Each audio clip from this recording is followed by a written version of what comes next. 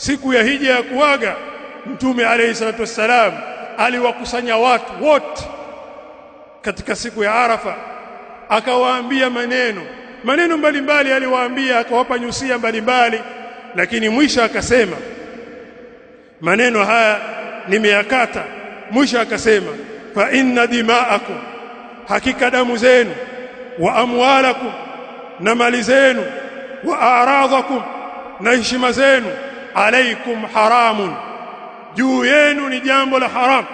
Mtu kuvunja heshima ya mtu, kumwaga damu ya mtu, kula mali ya mtu ni haram. Ka hurmati yaumikum hadha, kama ilivyokuwa haramu siku ya leo.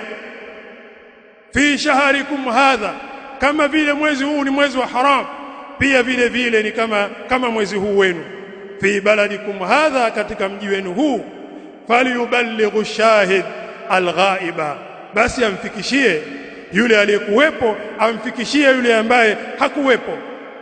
Fikisheni taarifa hizi kwamba mali, damu, heshima za watu ni mambo ya haramu.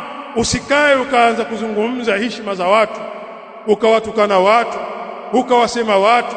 Hayo sio katika malezi. As-salafa ikubaliani na mambo kama hayo. Kukaa vijiweni vijana na kukaa katika baraza za kahawa na katika vilabu za mirungi mkaanza kusema watu, mkawavua nguo za watu, haya sio katika malezi mazuri.